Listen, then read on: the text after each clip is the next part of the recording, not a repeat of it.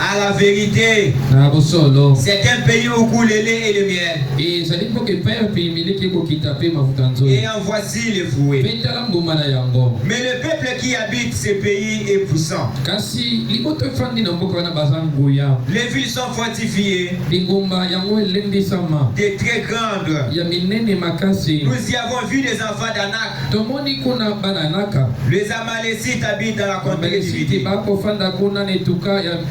Les Étiens, les Jébésiens et les Amoréens habitent la montagne. Et les Cananéens habitent près de la mer et du long du Jourdain. Le verset 30. Caleb fit taire le peuple qui murmurait contre Moïse. Il dit, montons, emparons-nous du pays. Nous y serons vainqueurs.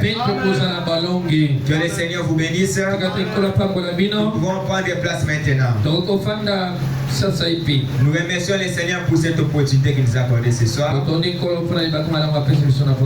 C'est grâce à lui que nous retrouvons tous ensemble. Je tiens aussi à remercier également notre pasteur. C'est lui qui est notre conducteur. Pour cette confiance qu'il nous a accordée ce soir. Ce soir, sans plus tarder, nous allons parler de quelque chose que le prophète Branham a parlé. Là où nous venons de lire dans le livre des Nombres, Frère Branham a tiré un sujet qu'il a intitulé Tenez-vous tranquille. Tenez-vous tranquille. Quand tu parlais de ce sujet, il a tiré cela dans la Bible. C'était dans un temps. C'était un moment donné où il y avait une église. C'était cette église qui sortait de l'Égypte. C'était Israël. L'église de Dieu. Israël marchait parfaitement avec Dieu. Dieu était avec eux. Ils avaient la colonne de feu. Ils avaient vu la lumière au milieu d'eux. Ils avaient beaucoup de miracles. Cette église était en communion parfaite avec Dieu. Ils marchaient conformément à la promesse de Dieu. Mais malgré tout cela, il y avait un temps de test. Il y avait un temps de test. Et seulement quand ça est arrivé, c'était le trouble au milieu d'eux. C'était des agitations au milieu d'eux. Et Frère Branham est tenté de comparer cette église à la nôtre. Il dit aujourd'hui, nous sommes Israël spirituel. Notre marche est comparable à celui d'Israël. Israël, ils avaient Dieu. Dieu opérait au milieu d'eux. Il y avait des miracles. Après avoir traversé la mer Rouge, un jour, Israël était prêt pour entrer dans Canaan. Ils étaient prêts pour entrer dans la terre promise. Avant d'y aller, Moïse a mobilisé les gens. Il a mobilisé les espions. Il a choisi 12 personnes. Il les a dit, allez espionner la ville. Là où nous devons aller, là où nous devons partir, avant que nous puissions y aller. Il y avait 12 personnes. C'est qu'on appelle 12 espions. Ils sont tous partis en Canaan. Ils sont partis à la terre promise. En se rendant là-bas, ils ont réellement trouvé. Et ce que Dieu avait dit, c'était la vérité. Ce que Dieu les avait promis, c'était la vérité. Un pays où coulait le lait et le miel. Un pays où il y avait de l'abondance. silence. Et puis devait y avoir la paix. Il y avait beaucoup de bénédictions là-bas. Ils ont réellement découvert que Dieu avait dit la vérité. En étant là-bas, au lieu de regarder ce que la promesse disait, les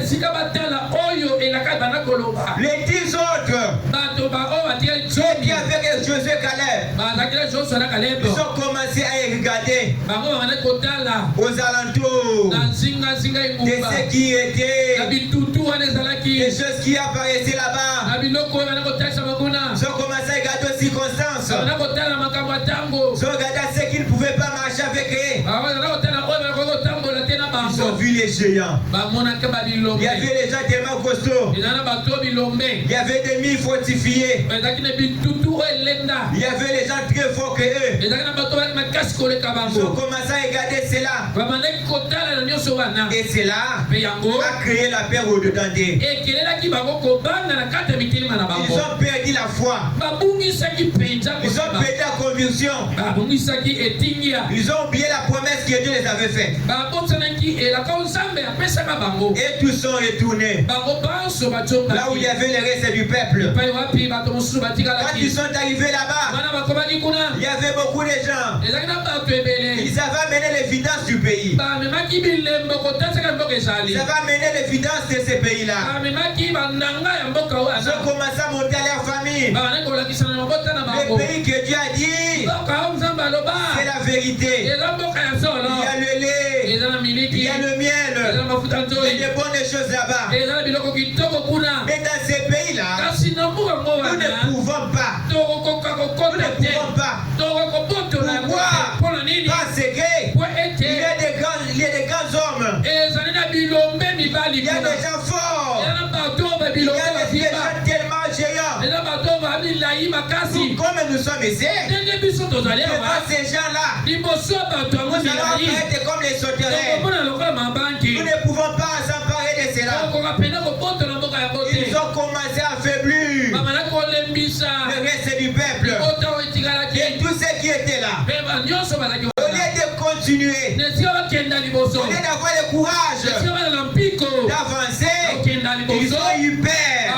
Ils se sont affaiblis à cause de ce qu'ils avaient entendu.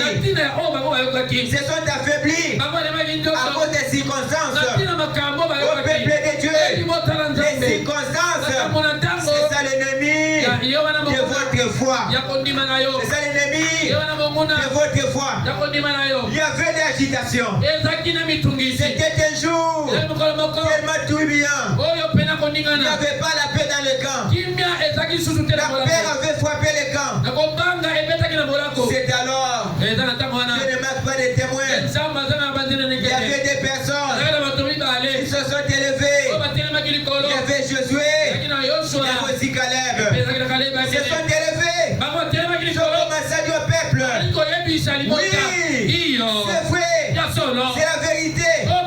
Ce pays-là, il y a le mire, il y a l'opposition tellement grande. Mais ce que nous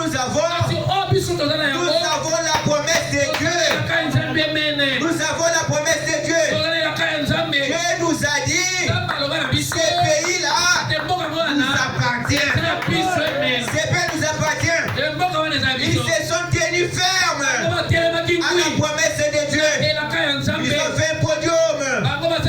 Josué est monté. Quand il est monté là-bas, il a commencé à fortifier le peuple. Il les a dit, nous sommes plus que capables. Nous sommes plus que capables.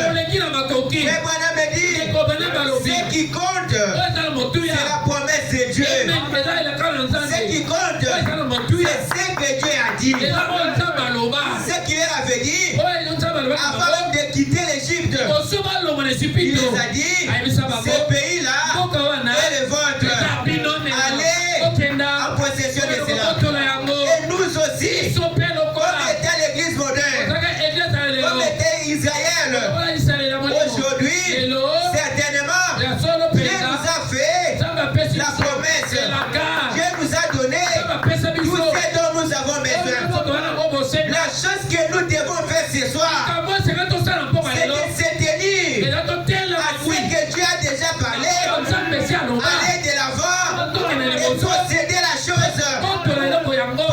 chose. Alléluia. Un chrétien, c'est celui qui ne regarde pas à l'opposition. Un chrétien, c'est la personne qui a la foi.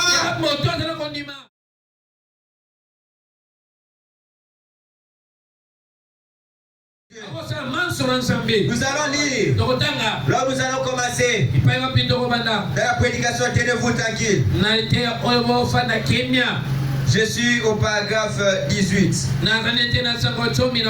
Je descends là-bas.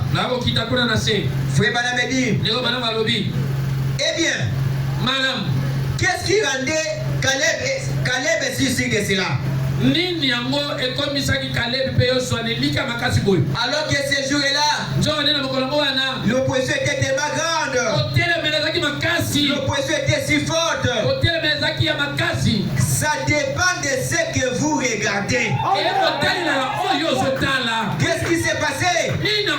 Caleb regardait la promesse de Dieu. Les 10 autres regardaient les circonstances. Si vous vous mettez à considérer la circonstance, vous regardez ce qu'il y a autour de vous, vous êtes sûr d'échouer. Mais vous ne devrez jamais considérer ce qu'il y a autour de vous. Ce qu'il y a autour de vous. Si ce soir, vous êtes bloqué par quelque chose, une maladie, une situation quelconque, toute personne ne peut vous donner la solution. Vous êtes tellement affaibli, vous ne voyez pas comment s'en sortir de cela. Au peuple de Dieu, la chose à faire, ne regarde pas combien ton problème est grand, mais ce que vous devez penser, regardez combien Dieu est grand pour ces problèmes-là. C'est ce qui compte. Si vous commencez à regarder les circonstances, aux choses qui peuvent paraître, vous n'allez jamais réussir. Vous n'allez jamais réussir. Vous allez échouer. Vous allez échouer.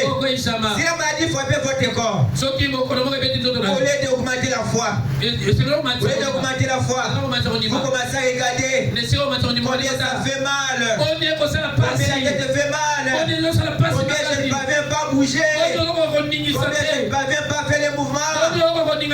Aussitôt que vous regardez à cela et vous pensez que vous ne pouvez pas faire quelque chose, vous resterez toujours dans cet état-là. Mais ce qu'il y a de plus, quand les choses ne marchent pas, dans une autre position, regardez cela dans le sens contraire. Quand ça fait mal, il faut croire qu'il est avec Dieu. Je suis déjà guéri. Même si la chose est encore là, ne regardez pas la douleur, mais vous regardez à la guérison. Regardez à la guérison. C'est Madame dit, Dieu nous donne en dépendant de ce que nous attendons de lui. Si tu es venu ce soir, tu as besoin de l'argent, comme ton cœur désire de l'argent, Dieu ne va pas te donner la voiture à la place de l'argent. Si ce soir, tu es venu dans l'expectative de recevoir la guérison, Dieu ne veut pas te donner de l'argent. Dieu va te donner ce que ton cœur s'attend de cela. Si tu as besoin de la guérison, Dieu te donnera la guérison. Si tu as besoin d'élévation, Dieu va donner l'élévation. Si tu as besoin de progression dans tes affaires, c'est ce que Dieu va te donner. Tout dépend de votre expectative. Mais si vous venez faire la présence de Dieu, vous ne vous attendez de rien, vous recevez aussi rien. C'est la raison pour laquelle, pendant que je suis en train de prêcher, il faut présenter ton désir, il faut présenter ton cas à Dieu. Et pendant ces instants,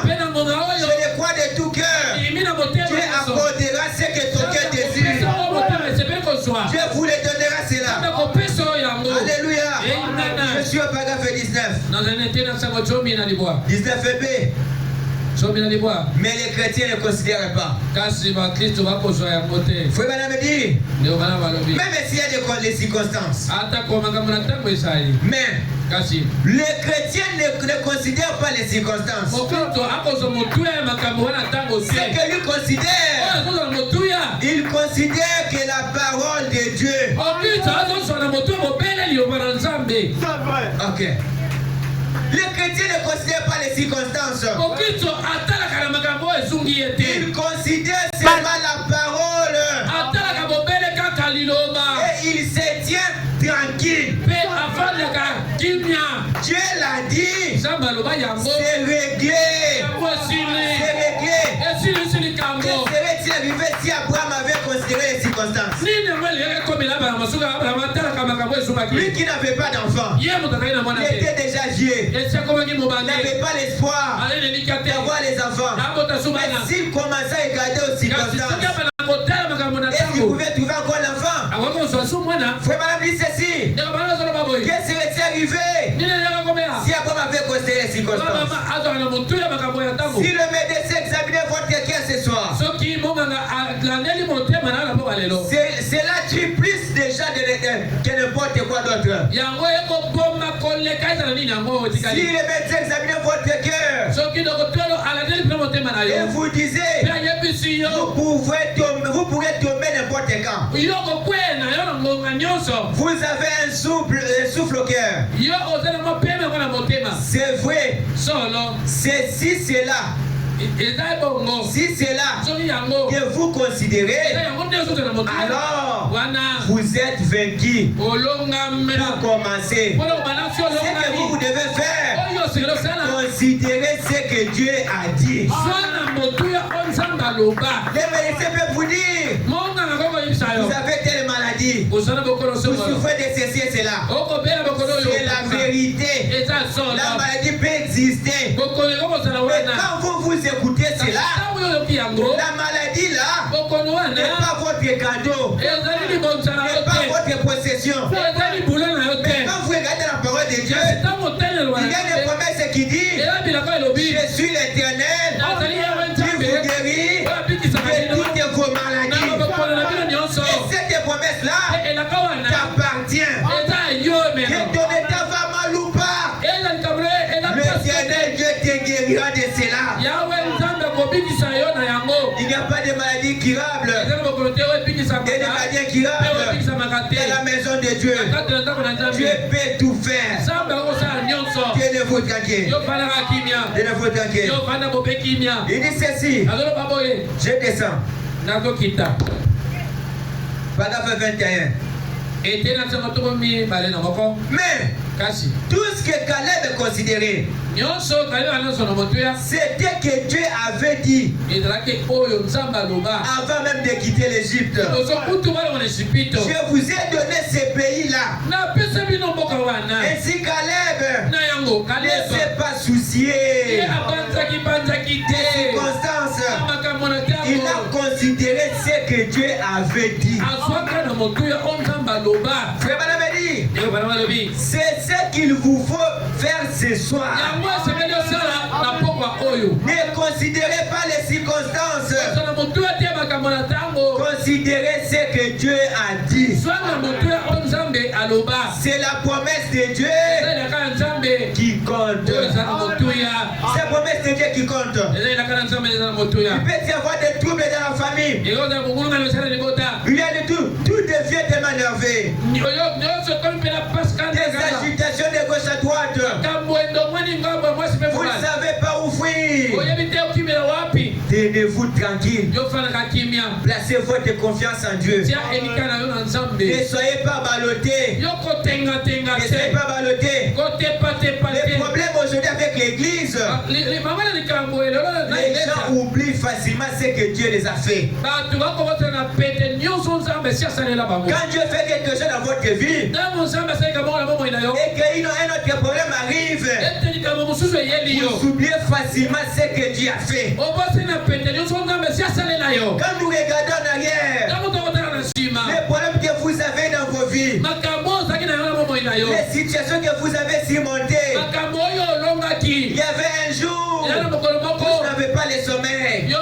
un jour où tu pleurais dans la chambre pendant que tu priais. Il y avait un jour où tu ne pouvais pas manger à cause des problèmes que tu avais. Mais aujourd'hui, ce n'est pas ce que tu as. S'il y a un Dieu qui avait fait surmonter dans de telles situations, ça veut dire que ce que tu traverses aujourd'hui, il y a un Dieu capable de pouvoir un chemin. Il y a d'autres personnes. Autrefois, c'était tellement malade. C'était tellement malade. Mais un jour, Dieu a pourvu la guérison. Il a pourvu la guérison. C'est Dieu qui fait toutes ces choses-là. Israël, ils sont arrivés à la mer Rouge. Il n'y avait pas de chemin. Il n'y avait pas de bateau. Ils ont pleuré. Il y avait d'agitation. Il y avait des troubles. Il y avait des peurs. Dieu est descendu. Le chemin, ils ont traversé, ils l'ont glorifié. En arrivant encore dans les déserts, à un moment donné, il n'y avait pas la nourriture. Ils ont commencé à crier à Moïse. Moïse, pourquoi tu nous as menés ici? C'était pour nous tuer. Ils ont pleuré. C'était encore notre test. Et pendant qu'ils étaient là, Dieu est descendu. Il a déversé de la manne surée. Ils ont mangé la manne. Ils se sont rassasiés. Ils étaient errés. Ils ont progressé encore. Il y avait encore notre test. À chaque fois qu'il y avait des tests, il venait des ingrats. Ils injuriaient Moïse. Ils s'agitaient. Il n'y avait pas la tranquillité. Les tests arrivent encore dans les déserts. Il n'y avait pas de l'eau. Il n'y avait pas de l'eau. Ils ont commencé à s'énerver encore. Ils ont commencé à imposer Moïse. Moïse, nous allons mourir. De l'eau. Ton Dieu nous a laissés ici. Pour nous laisser savoir parler. Ils ont oublié ce que Dieu était capable de faire pour eux.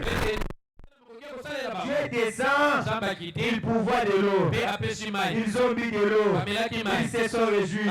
C'est le type de l'église aujourd'hui. Quand les choses vont bien, les chrétiens aujourd'hui sont terrés. Ils sont terrés.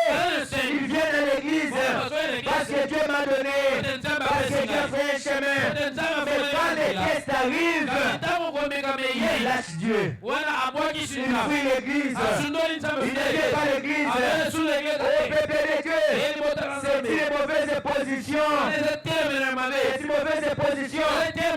À chaque fois que vous franchissez un test, il y a encore un autre test plus grand que cela. Ne pensez pas quand vous devenez chrétien, toute chose sera bien. Dieu ne contrôle pas se faire comme ça. Il ne fait pas ça comme ça. Ils avaient les prophètes. Moïse et Dieu étaient avec eux. Mais il y avait toujours des tests. Dans l'église, il y avait des maladies qui les frappaient.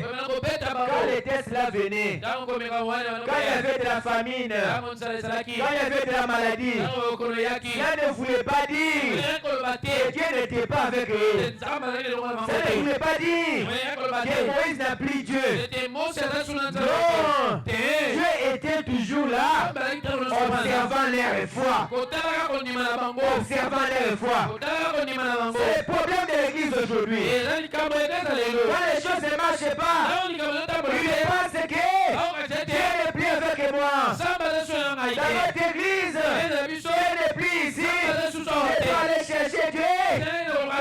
Les endroits. Tu échoues directement à ta tête. C'était mauvais état d'être.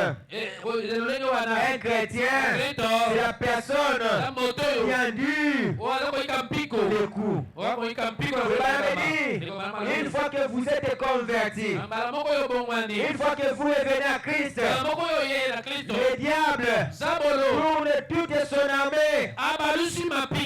Je crois que c'est là contre vous. Toute son armée, ça regarde à votre combat. Même dans l'église de Jésus, là où Jésus était, avec les disciples, il y avait des épreuves. Un jour, que Jésus était avec eux, pendant qu'il dormait, il flottait, le bateau était en train de flotter sur la l'eau. Le diable est venu les tester aussi. Il n'a pas eu peur parce que Jésus dormait.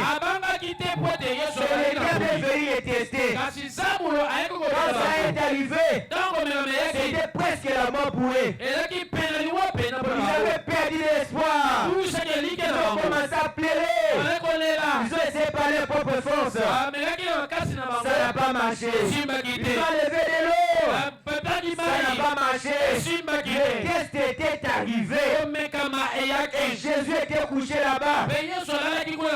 Pour qu'il puisse trouver de la solution, il fallait qu'il puisse aller réveiller Jésus qui dormait. À un moment donné, ils se sont tenus tranquilles. Ils ont commencé à causer. Ils pouvaient dire, nous souffrons comme ça. Il y a un maître dans la banque. Le maître est là-bas. Alors toi il est réveillé. Après les agitations, après avoir cherché des solutions de soi-même, la conscience revient. Il faut Jésus. Maître, nous allons mourir. Nous allons périr. Quand il s'est élevé, il a dit homme de paix de foi. Pourquoi? Ils étaient agités au moment des tests, au moment de l'épreuve. Quand Jésus s'est élevé, il a parlé, il y avait le silence. Il y avait le silence. Et aujourd'hui, c'est presque pareil avec nous tous. C'est que toi tu traverses là, ce n'est pas ce que moi je traverse, ce n'est pas ce que mon frère traverse. Tout le monde a sa manière que Dieu est en train de les tester. Si tu penses que ton problème est plus grand que de tous ceux qui sont à l'église, justement, si on prenait le problème d'une autre personne et vous le mettez dans ta vie, vous n'allez pas supporter cela. Frère Bayam dit, je teste l'homme en capacité de sa foi. Ça dépend de votre foi. Le test que tu traverses là, c'est que toi qui appelles la souffrance. Tu cherches l'argent, tu ne trouves pas. Tu cherches le travail, tu ne trouves pas. Ce n'est pas le fouet de Dieu. Ce n'est pas que Dieu ne te voit pas. Ce n'est pas que Dieu t'a abandonné. Dieu sait que avec ta foi là, tu vas posséder la chose. Tu vas posséder la chose. Pour posséder cela, il faut combattre. Le pays est à votre possession. Allez vous en emparer. Ils quittent l'Égypte. Ils étaient contents. Nous allons s'en emparer. Nous allons prendre le pays. Mais pour y arriver, beaucoup de tests. Beaucoup de tests. Beaucoup de tests. C'est ça la vie chrétienne. C'est ça la vie chrétienne. Ne perdez pas votre foi quand les choses vont mal. Ne fuyez pas l'église quand les choses vont mal dans ta maison. Même dans l'église de Jésus, il y avait aussi des troubles. Ça ne voulait pas dire que Jésus n'avait plus Dieu. Que Jésus n'était plus Dieu. Et on pouvait dire dans ces cas, nous allons le fuir. Nous allons chercher notre maître. Ça ne peut pas se faire. Ça ne peut pas se faire. Les lâches, ils abandonnent facilement. Et ils n'obtiendront rien du tout. Un vainqueur n'abandonne jamais. N'abandonne jamais. Il est toujours au fond. Ça fait mal. Ça marche ou pas. Il avance. Il s'aime ou pas. Il avance. Il croit dans son cœur. Un jour, il me répond. répondra. Un jour, Dieu m'exaucera. Alléluia. Tenez-vous tranquille. Tenez-vous tranquille. Il y a des choses qui arriveront. Quand tu étais malade, tu avais la fièvre. Dieu t'a guéri. Prochainement, il y aura peut-être la maladie plus forte que la fièvre. La même manière qu'il t'avait guéri du mal de tête, il sera toujours ton pourvoyeur. Et à nous te guérir. N'abandonnez pas votre foi. Frère Madame dit, je suis au paragraphe 22. La première chose qu'on voit dans cette église-là, l'un de sa conduite dans les naturels. Premièrement, c'est qu'ils avaient quoi? Ils avaient la parole. Ils avaient la promesse. La promesse leur avait été faite par Abraham. Et le temps était proche. Ils avaient un prophète Moïse. Ils avaient un ange de Dieu. La colonne de feu qui les conduisait. Ils avaient des signes et des prodiges. Et des miracles parmi eux. Eh bien, c'est exact. Et les voici en route. Avec toute la bonne foi. Ils sont arrivés à un endroit où ils étaient complètement bloqués par la mer rouge. Au lieu que toute la nature frémissait pour eux, les cieux ont pu pleurer. Tout le montagne au pied être ébranlé. Ils étaient dans une condition terrible. Un peuple d'alliance comme vous, comme nous ce soir, qui était bloqué, qui a déjà été bloqué quelque part dans sa vie.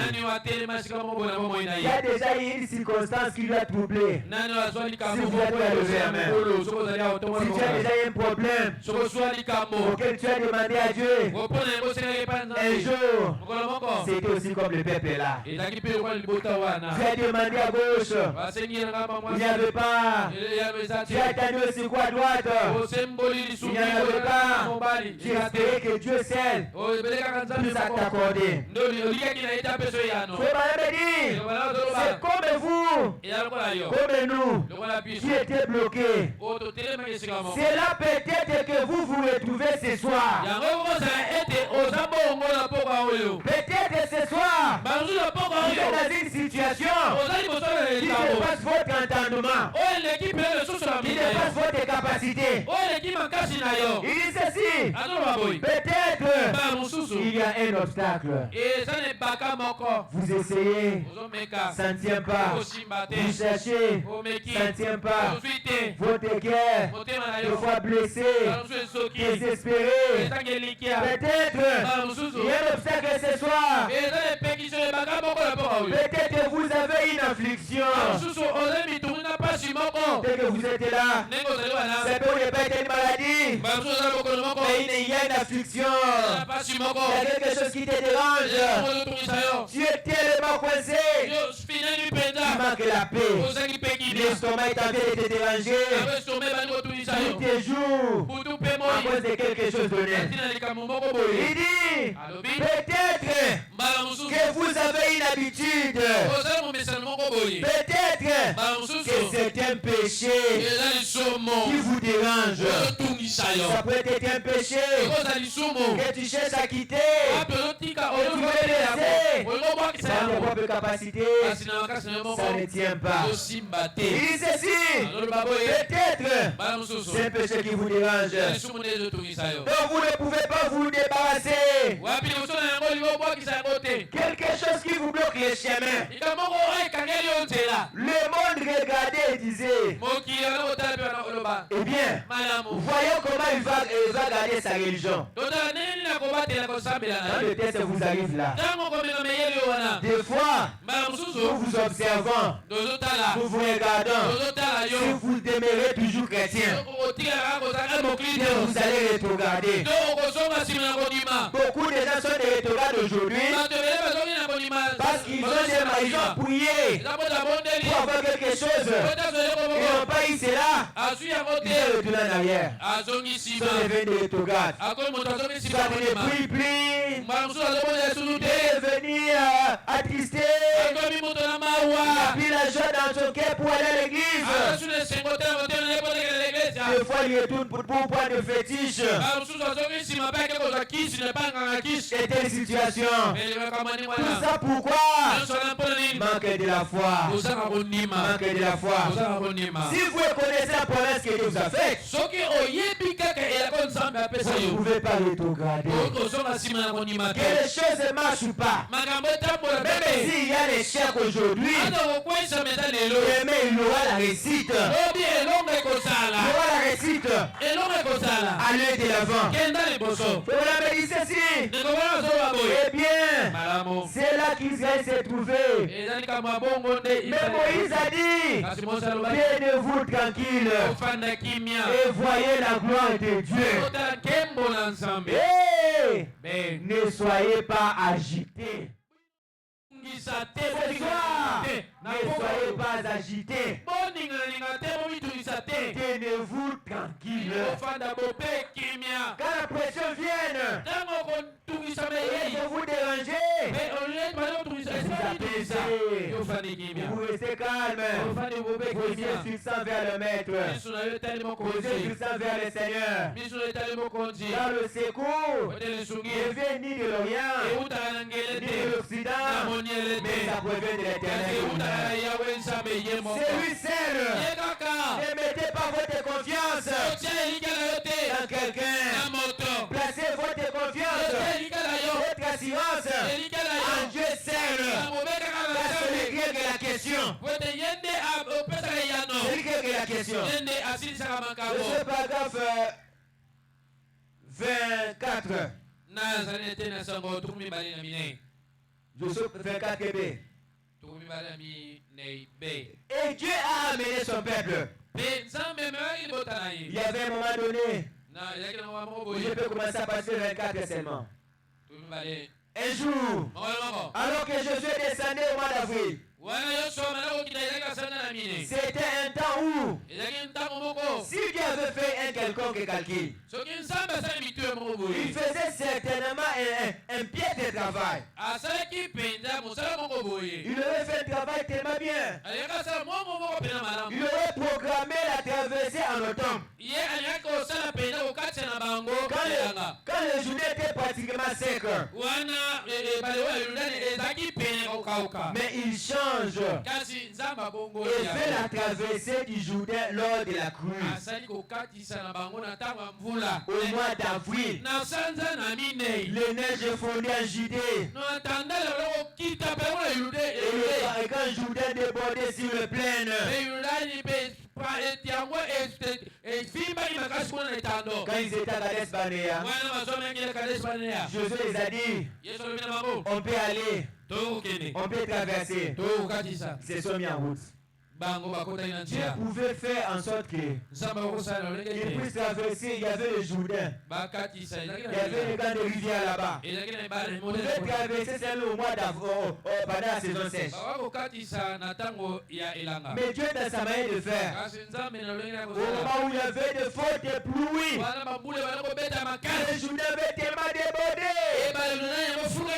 Dieu a dit, vous devez traverser pour aller combattre. Premièrement, il venait d'affronter une grande opposition. Les gens ne voulaient pas traverser. Un groupe d'hommes, ils ont accepté d'aller. Mais pour y avancer encore, l'opposition encore très dure, très forte que c'est là. C'était le Jourdain. Il y avait une forte pluie. Il y avait de l'eau partout. Je dit, traverser. Maintenant Josué Caleb, comme c'est Dieu qui avait dit, Quand vous me dites, ce que Dieu dit, c'est ce qui compte. Il ne pouvait plus regarder à cela. Il n'a pas regardé au Jourdain. Il a mobilisé son équipe. Et il prenait l'âge. Il a rassemblé les chantres. Quand les circonstances sont arrivées, il n'était pas devenu très triste. Pour commencer à s'agiter. Pourquoi Dieu nous a laissé se mettre avec à ce moment?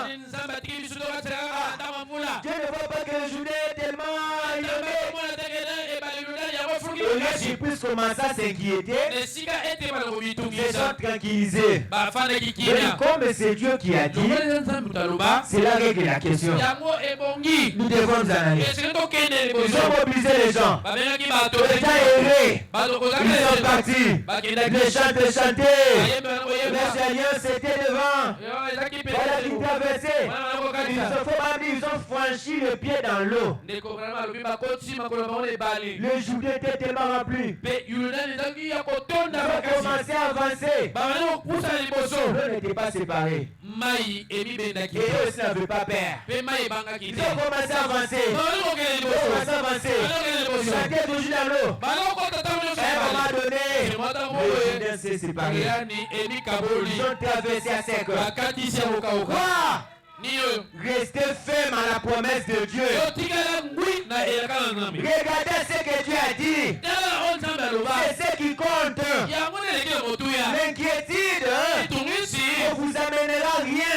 Pas de soucis. Vous n'aurez pas de solution. La solution viendra lorsque vous mettez tranquille et vous regardez à Dieu. C'est là que vous obtiendrez quelque chose. Alléluia. Amen. Au peuple de Dieu, tenez-vous tranquille. Quand les agitations viennent, quand vous manquez l'argent, quand vous manquez à manger, quand l'économie à la maison s'est épuisée, la crise vous frappe. N'abandonnez pas la prière. N'abandonnez pas Dieu. Rien de s'affaiblir. Augmentez le fait. Et la foi puisse augmenter encore. Dieu aime les gens qui se tiennent tranquilles. Ce sont les héros. C'est comme il donne l'exemple de cet esclave noir en Amérique. Quand ils étaient là-bas, ils n'avaient pas l'argent. Ils n'avaient pas ce qu'ils pouvaient avoir. Ils étaient dans la souffrance. On les fouettait. On les privait à manger. Mais au fond de lui, il était toujours joyeux. Et les choses vont mal. Ça ne lui regarde pas. Il y a quelque chose dans son cœur. Il est toujours heureux. Et les choses tournent mal. Il est toujours heureux. Que vous manquez l'argent. Vous manquez quoi que ce soit. Que vous échouez. Que vous fassiez quoi que ce soit. Toujours la joie dans votre cœur. Toujours la joie dans votre cœur. On a observé. Mais cet esclave, pourquoi il est toujours joyeux? Vous l'avez dit, c'est comme les autres. Il va observer, non. Là où il revient, il vient dans une famille royale. Et dedans de lui, il y a le sang du roi. Quand vous avez le sang du roi, vous serez toujours identifié. Quand les diables viennent avec la maladie, dans votre cœur, vous savez, dans la maison de Dieu, il y a la guérison. Vous êtes joyeux, vous témoignez, vous êtes déjà guéri. L'identification, puissant, vous dites alléluia. Quand il y a la tristesse, il y a l'affliction dans votre famille, au lieu de rester comme les autres, mais vous les fortifiez. Vous les fortifiez davantage. Au lieu que vous devenez triste, vous les fortifiez. Pourquoi? Vous avez le sang du roi. Le message que nous avons reçu, c'est un cadeau précieux. Un cadeau précieux. Un homme qui vient à Dieu, un homme qui reçoit Dieu, il devient un omnipotent.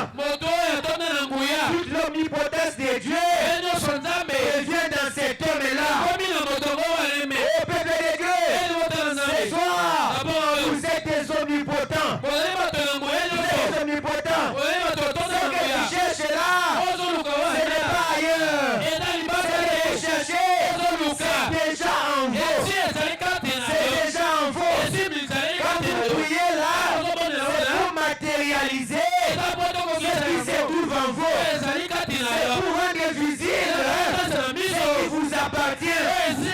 Alléluia. Vous ne combattez pas pour avoir la victoire. Mais la victoire a été déjà donnée. Ce qu'il vous faut ce soir, avancer, réclamer ce qui vous appartient. La maladie n'est pas votre possession. La guérison est votre possession. Le salut est votre possession. La vie éternelle est votre possession. Le baptême du Saint-Esprit est votre possession. Tout ce qui est dans l'économie de Dieu, cela appartient à l'Église. Ça vous appartient. Ça appartient. Et ce soir, soyez plus tristes. Soyez tranquilles. Sachez que vous êtes de Dieu. Vous êtes de Dieu. Vous pouvez créer votre propre monde. J'ai oublié l'écriture. Vous m'avez dit, créez votre propre monde. C'est votre facette. Vous pouvez créer votre propre environnement. Ça ne veut pas dire créer seulement la terre comme ça. Tu peux être pauvre. La pauvreté, c'est un monde que tu vis. La pauvreté, c'est un monde qui t'élu. Tu peux créer votre propre monde. C'est là. C'est de dire au Seigneur, cet état, ça me déplaît. Je ne veux plus de cela. Je ne veux plus de cet état ici. Pour manger, je mange seulement le soir. Je mange seulement pour manger. Cet état ici, ça va finir. Et puis à la fois, tu pries, Dieu te donne la richesse. Quand vous devenez riche, c'est un monde que tu as créé de toi-même. Pourquoi tu ne vis plus dans une vie terre à terre? Il y a un autre monde vivre. Alléluia. Vous pouvez créer votre propre monde. Et ce que tu désires là, tu peux créer cela. Tu peux créer cela. Et y habiter. Tu peux dire, Seigneur, c'est l'environnement. C'est un monde. Je dis, Seigneur, moi, je dois acheter une parcelle à Gombe. À Gombe, il y a un autre monde de vivre aussi. Les gens vivent aussi de l'autre manière. Vous défiez votre foi. Si vous avez la foi, vous pouvez créer votre propre monde. Avec des petites choses, vous déclarez, vous manifestez votre foi. J'ai des endossés là. Vous habitez Gombe. La manière de vivre à Gombe, ça c'est différent de la manière de vivre à Kindele. C'est un monde que tu as créé. C'est un monde que tu as créé. C'est pour dire que tout ce dont nous avons besoin, ça n'est pas chez le pasteur. Ça n'est pas chez Parodi. Mais ce que toi tu cherches là, ça se trouve en toi. Madame dit, quand vous venez au monde, Dieu met au-dedans de nous toutes les potentialités utilisables. Tout ce que tu as besoin sur la terre, Dieu sera selon toi. Ça se trouve déjà en toi. Ne soyons pas ballottés. Soyons tranquilles. Soyez-vous tranquilles. Et voyez la délivrance de l'Éternel. Dieu ne nous laisse pas. Dieu ne nous abandonne pas. Quand quelque chose ne marche pas, ça ne veut pas dire que Dieu ne te voit pas, que Dieu ne te connaît pas. Partout où vous serez, il y aura des circonstances. Il y aura l'obstacle. Mais si tu dis, je quitte le message, je pars aux musulmans, là-bas, je serai bien. Quand vous serez là-bas, vous aurez toujours des problèmes et problèmes. Vous aurez toujours des problèmes et problèmes. Pour avoir quelque chose auprès de Dieu, il faut passer par un test. Le test, les épreuves sont plus précieuses que de l'or. Après avoir franchi un test, il y a une bénédiction attachée à cela. Pourquoi vous avez peur? Pourquoi vous ne voulez pas passer par cela? Tenez-vous tranquille. Tenez-vous tranquille. Un jour, Frère Branham, le prophète que Dieu a utilisé, que nous avons observé de la réincarnation du mystère de Jésus, dans cet âge, il a aussi été testé de manière plus difficile. Personne n'a été testé. Un jour, pendant qu'il était, tout allait bien. Tout allait bien. Directement, son frère mère. Après une semaine, c'était sa femme. Sa femme mère. On la met dans la morgue. Pas aussi longtemps qu'il est dans la morgue. Sa fille Sharon tombe gravement malade. On la met dans la hôpital. Lui qui était prophète. Il a prié. Il a gêné. Il n'avait pas de guérison. Le Seigneur, je te sers nuit et jour. Je prie pour les gens. Ils sont guéris. Guéris ma fille Sharon. Sa fille n'était pas toujours guérie. Le diable est venu lui dire, tu vois maintenant, chaque jour, tu pries pour les gens. Ils sont guéris. Tu pries pour les gens. Ils sont bénis. Tu vois que ton Dieu t'a abandonné aujourd'hui. Le diable viendra au moment des frères pour te parler, affaiblir ta foi. C'est là où tu peux dire, il peut avoir raison. Il peut avoir raison. Ou tu dois réfléchir, c'est cela. Frère Branham dit, il ne prête pas attention de cela. C'est dans la prédication, il prend soin de vous. À partir par 75, vous allez dire cela. Il a prié encore. Ça n'a pas marché. Il a prié. Ça n'a pas marché. Le diable revient encore. Tu vois que ton Dieu t'a abandonné. Frère Branham, et puis il a manqué même quoi faire. Il était tellement triste. Un moment le plus difficile de sa vie. Sa femme à la mort. On attend pour qu'on puisse la faire sortir. Dans la même hôpital. Sa fille est malade encore. Il était dans le coma. Après, on m'a donné. On vient lui dire, ta fille est morte.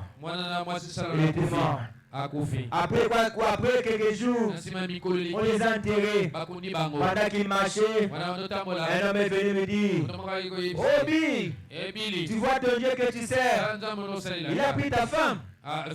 Il a pris ta fille. Est-ce que tu le serviras encore davantage? Frère Branham venait du cimetière. Il était tellement affaibli. Il a rencontré une personne qui lui disait cela. Il a dit oui. Même si tu es mon propre corps, moi, je le ferai toujours confiance. Je le ferai confiance.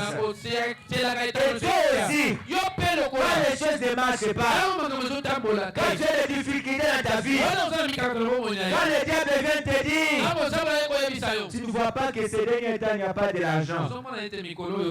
Est-ce que tu ne peux pas aller chercher de l'argent en question? Tu veux seulement dans l'église, au bébé de Dieu.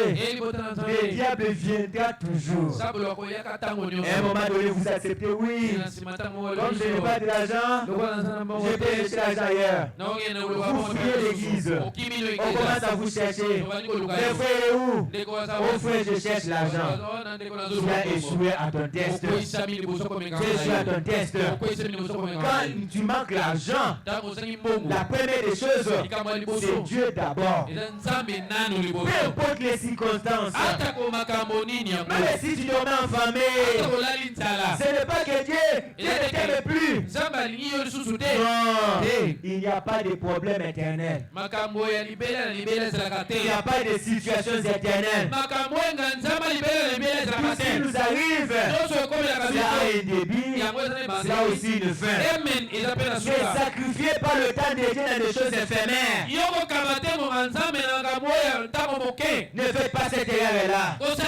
Soyez tranquille dans les moments difficiles et dans les bons moments. Si tu as testé ce qui était avec Jésus dans la barque pendant qu'ils étaient, si tu as testé frère Branham, qu'en est-il de vous et moi? Est-ce que le test de Dieu a le rapport avec l'église? Ne sacrifiez pas l'église quand les choses ne vont pas mal. Je vois que le tabac doit dire quelque chose.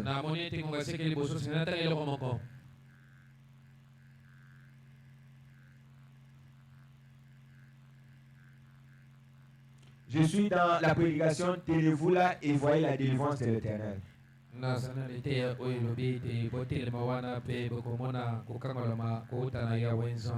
Tenez-vous là et voyez la délivrance de l'Éternel. Je pourrais lire quelques écritures et puis nous allons arrêter.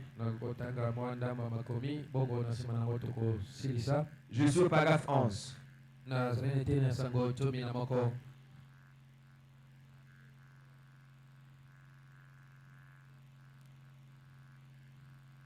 Frère Branham dit ceci.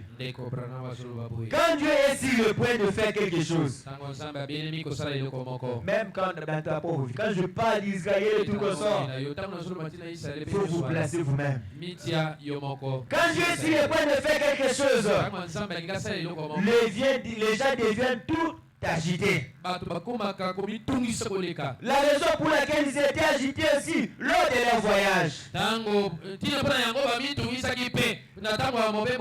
c'est qu'il y avait une multitude de gens de toutes espèces qui étaient montés. Puis arrivant le temps de l'épreuve, il dit, oh, voici ce que j'aimerais vous faire remarquer. Chaque fois que Dieu agit, il y a une multitude de gens. Quand Dieu a dit agir, on dit quelque chose de bien. Les gens sont contents, ils viennent nombreux à l'église. Ils sont terrés. Ok, on peut continuer là-bas. Il y a toujours une multitude de gens de toutes espèces. Il dit ceci. Cela attire l'attention et suscite une multitude de gens. Quand Dieu agit, vous trouvez toutes sortes d'ismes. Et tout bouge à cause de cela. Mais le temps du test était venu. Dieu éprouve chaque fils ou chaque fille qui vient à lui.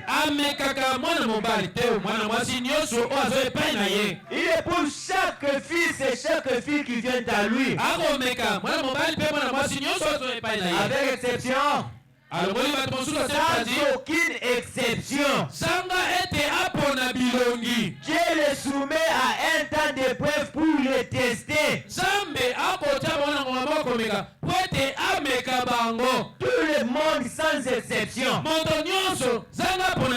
Même l'autre pasteur, il a ses désirs, il a ses tests à lui, il a Et c'est prévalu comme étant.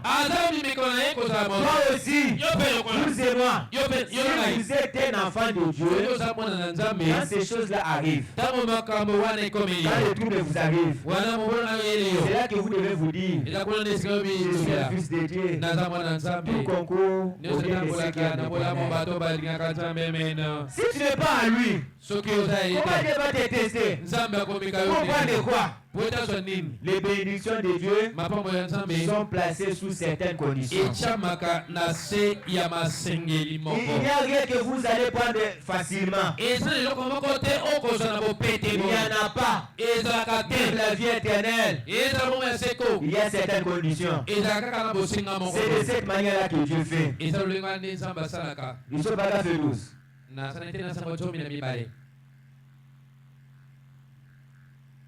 Il dit, eh bien, quand Dieu était au point de parler, il a dit calmer le peuple.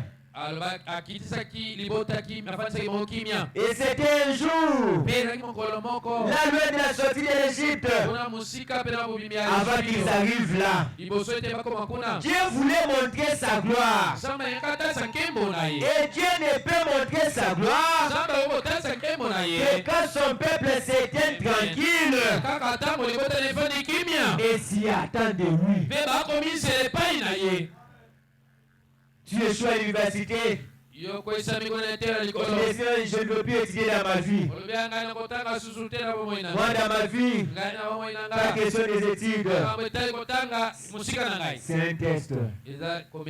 Pour que Dieu puisse t'aider, il faut s'attendre de lui. Il faut s'attendre de lui. C'est ça le problème aujourd'hui avec notre église. Mais par exemple, l'église tabernacle aujourd'hui.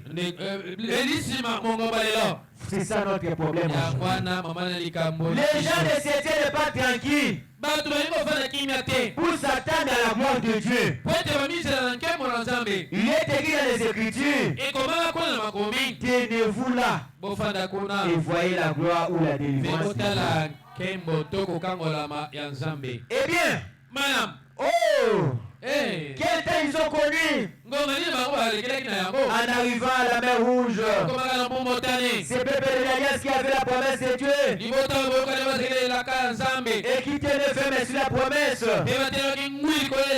Il est très étrange de voir que quand les gens prennent position pour Dieu, on dirait que le diable leur met tous les bâtons possibles dans les roues.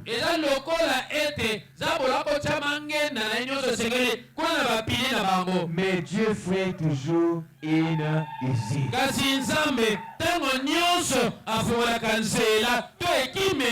Dieu fait toujours une usine. Quand tu prends position pour Dieu, quand tu prends position pour Dieu, vous allez commencer à sentir comme si les choses ne marchaient plus comme auparavant. Vous allez commencer à penser comme si les choses ne marchaient plus comme auparavant. Peut-être quand tu ne viens pas à l'église là, tu dors, tu ne pries pas, tu te réveilles, tu fais tes histoires bien, la vie de tous les jours. Là tu pensais que les choses étaient bien. Mais depuis que tu commences à venir à l'église, les choses ne marchent plus pour toi. Quand vous prenez position pour Dieu, quand tu acceptes de porter la honte pour Dieu, sachez que tu vas penser comme si le diable est en train de te mettre des obstacles dans ton chemin. Et à chaque fois que tu es bloqué, tu as des obstacles, tu as des circonstances,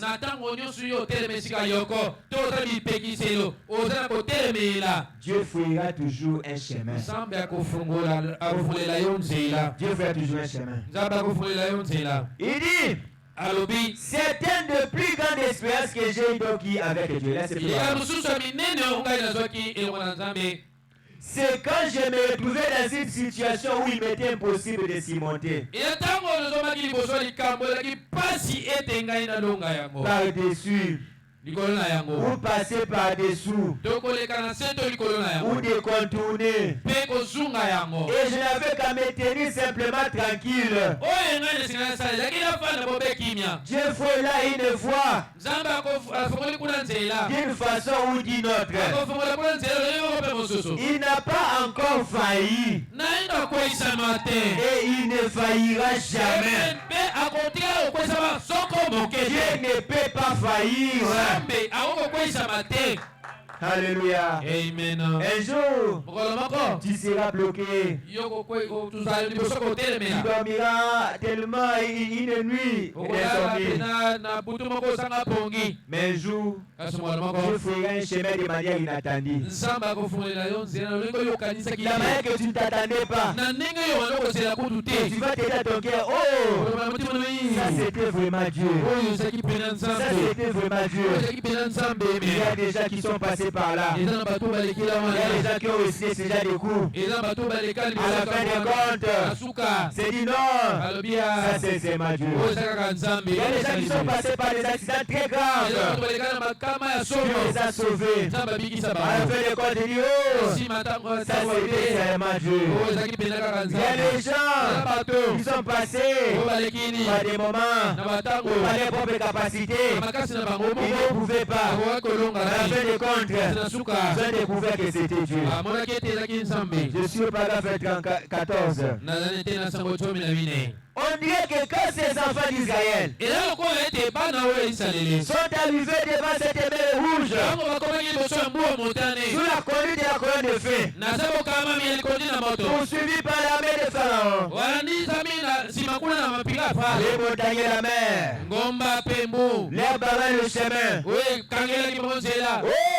Hey! Si toute la nature pouvait pleurer pour ces petits peuples, sans armes face à une grande armée, mais parfois le sentier de Dieu conduit droit à de tels endroits. Dieu tenait à démontrer sa puissance. Dieu aime manifester sa puissance. Vous allez traverser des moments très durs. Mais c'est Dieu. Dieu est là. C'est lui qui vous fait traverser cela. C'est lui qui vous fait traverser cela. Nous avons un Dieu. Dans le message, tout ce que nous avons besoin, ça s'y retrouve. Vous ne trouvez rien dehors. Tout ce que vous avez besoin, c'est dans la parole. Et la parole pour nous, c'est le message que nous avons. C'est ça la meilleure des choses que Dieu nous a données. Quand j'ai regardé au ciel, la meilleure des choses qu'il pouvait donner à son peuple, c'était la parole. Et nous aussi, ce qu'il nous a donné, c'est le message. Dans le message, il y a tout aspect de choses que vous désirez. Vous voulez avoir la vie éternelle. Vous voulez devenir un homme très spirituel. Mais vous ne voulez pas changer votre vie sociale. Vous resterez pauvre. Vous serez très spirituel. Vous serez un homme rempli de l'esprit. Et vous partirez. Toujours dans le message. Et il y a des gens. Il y a toujours dans le message là. Il s'attend à quelque chose de Dieu. Il voit la puissance de Dieu. Il voit ce que Dieu peut faire de lui. Dieu le bénit. Il va très loin. Il est juste dans le message. Il a Dieu. Il sera sauvé. Et vous et moi, tout dépend de notre foi. Vous voulez mourir pauvre. Ce n'est pas à cause de ces messages. Le message n'est pas venu pour être les vies des gens pauvres. Non. Être quoi du message n'est pas synonyme d'avoir une vie misérable. Au ciel, nous serons des choses en abondance. Ce n'est pas ça. Et pas me dire, tout est dans la parole. Tout est dans ces messages. Tout dépend de votre monde. Tout dépend de sais que là où vous voulez vivre. Dans ce message, il y a les gens qui ont des avions. Le fait du message. Ils ont la parole. Ils croient la parole. Ils seront sauvés. Dans ce message aussi, il y a des gens qui ont le Saint-Esprit qui vivent en dessous de leurs privilèges. Quand vous voyez une personne ayant beaucoup de choses, ça ne veut pas dire qu'il ira dans l'enfer. Il a perdu la chose. Non. Il faut la dire aujourd'hui, les chrétiens vivent en dessous de leurs privilèges. Vous pensez que pour devenir riche, c'est avoir des fétiches. Vous vivez en dessous de votre privilège. Pourquoi? Vous ne reconnaissez pas la puissance de ce que Dieu peut faire de vous. Le point de message aujourd'hui, c'est la condition qu'il est. C'est ce qu'il est. Il ne passera jamais à l'amélioration. Un jour, quand tu viens à l'église, il pensait que c'est l'église qui donne tout. Il va passer à l'église, on donne l'argent. Il paye dans une église. À cette église, les gens n'offrent pas les autres. Les gens n'ont pas la liberté. Et ils changent de l'église. Il va dans cette église. Il arrive là-bas aussi. Ici, les gens ne visitent pas les gens. Même ces gens dorment en famille. Ils ne donnent pas à manger. Il les change d'église. Il va ailleurs. Tout ça pourquoi? Il cherche un endroit où il peut manger. Mais il oublie qu'il ne peut créer ce qu'il désire là. Tu peux créer ce que tu t'attends de là. Tu ne dois pas s'attendre à l'extérieur. Pas être compris, toujours te donner. Mais cherche que Dieu puisse te rendre une personne qui doit donner. Dieu est capable de cela. Il accorde aux personnes de ce qu'ils s'attendent de cela. Un chrétien, c'est la personne qui rêve grand. Qui a des grandes ambitions. Peut-être dans cette église. Et tu pries. Oh Dieu, si tu me bénis, je vais construire cette église. Je vais construire cette église. Mais toi, tes prières, ce sont des prières terre à terre. Et Dieu exauce aussi de manière terre à terre. Et tu vis toujours comme ça, tu es toujours bien. Le jour que tu vas commencer à penser des grandes choses, tu vas commencer aussi à te bénir de manière élevée. Ce que nous sommes aujourd'hui, c'est le résultat des décisions que nous avons prises il y a 5 ans. Ce que tu es là, c'est ce que tu pensais il y a 5 ans. Si aujourd'hui, vous prenez des bonnes décisions pour votre propre vie, dans le temps à venir, vous ne serez plus ce que vous êtes. Aujourd'hui, quand on voit le message, c'est comme ici, il y a le travail qu'on peut faire. Il y a le travail que nous pouvons faire. Il y a le travail que nous ne pouvons pas faire. Et quand on travaille là, les riches là, ce sont les travails du diable. Les gars, attention, il y a le travail du diable. Nous devons avoir seulement des petits travaux pour être seulement des chrétiens tout comme ça. C'est manque de l'objectif. S'il y a les gens qui devraient diriger ces pays, ce sont des chrétiens. Dans des entreprises, partout ils se trouvent, les chrétiens doivent être là. Nous ne devons pas laisser tout aux païens. Après ça, vous allez dire, oh, pourquoi le païen prospère? Dieu bénit seulement le païen. Si la condition de vie ne change pas, est-ce que tu as déjà songé sur ta propre vie pour ton amélioration? Tu Tout est entre tes mains. La vie que tu désires là, ce n'est pas dans une prophétie. Prenez la côté un peu de temps. Je commence aussi en retard. Frère Banam, un jour c'était au Bam Tabernacle. Plusieurs mois de prophétie. Il donne la prophétie. Pendant qu'il prêchait, c'est le programme qu'il a donné cela. Il a dit dans 15 jours, la Ziatourate va mourir. Pendant qu'il donnait cela, une autre sœur de l'église s'est élevée aussi.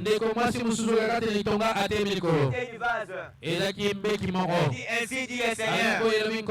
Dieu dit, la Ziatourate ne va pas mourir dans 15 jours. Et cela avait créé des troubles dans l'église. Frère m'a dit, il y a seulement à faire à Dieu. Après 15 jours, la prophétie était accomplie. La sœur était partie. À un moment donné, il y avait des troubles de prophétie au Bam Tabernacle. Frère Banam a pris la décision. Il a fermé cela. Pourquoi il a fermé cela? Ça a commencé à mettre l'église dans des troubles. Jusqu'à nos jours, il n'y a que la parole. Dans la parole, il y a toutes les choses. Ça ne veut pas dire que dans l'église de Branham Tabernacle, dès son vivant, quand le maison de l'homme n'existait plus, et que Dieu n'était plus au Branham Tabernacle, non, ça n'existait pas cela. Dieu était là. Mais d'une autre façon, on a trouvé que ça menait le trouble dans l'église. Il fallait fermer. Et aujourd'hui, les gens sont plus enfermés dans ces histoires. Tu pars à l'église, Dieu te dit, toi mon fils, tu ne dois pas travailler. Tu ne dois pas travailler toute ta vie. Tu resteras seulement ici à l'église. Et vous croyez cela? Vous vivez une vie de bassesse. Une vie tellement basse. Et vous commencez à vivre à quémaner de gauche à droite, de gauche à droite. Et puis vous allez penser, vous allez dire que Dieu n'existe pas. Dieu n'est pas contre le travail. Dans la parole, il a ordonné l'homme de travailler.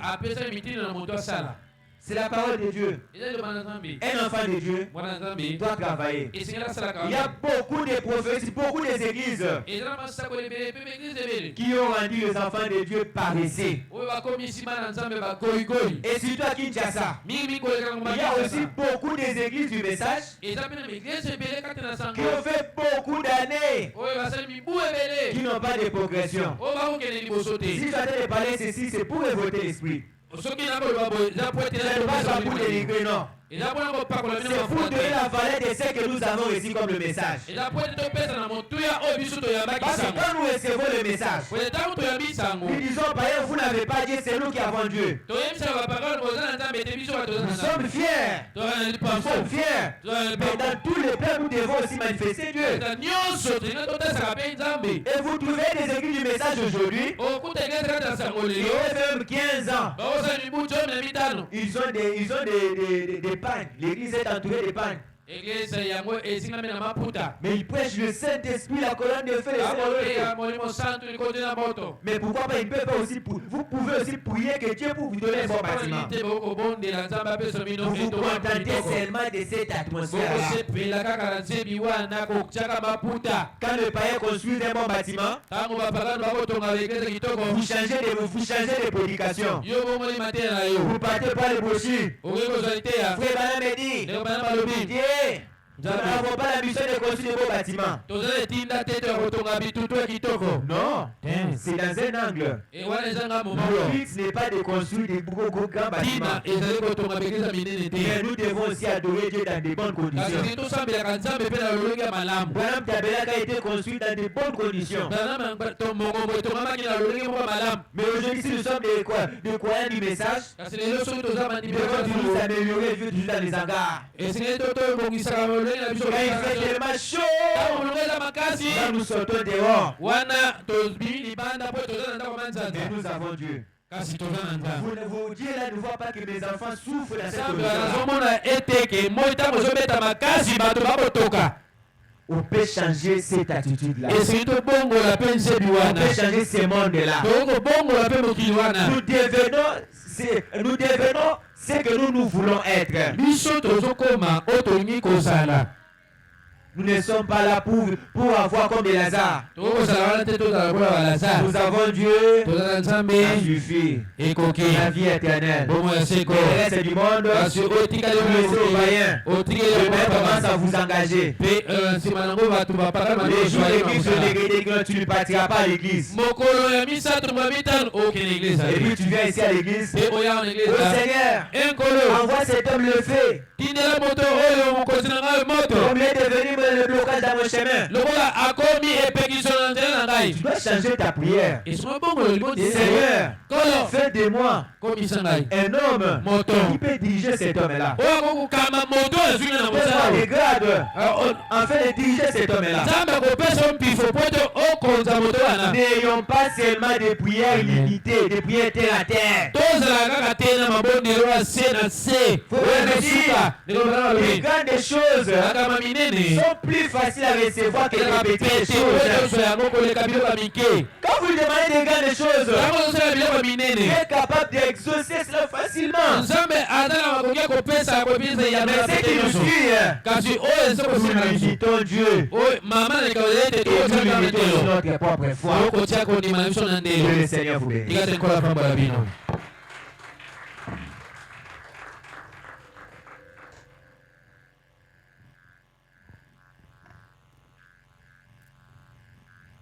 Est-ce que nous pouvons acclamer pour la gloire du Seigneur Jésus?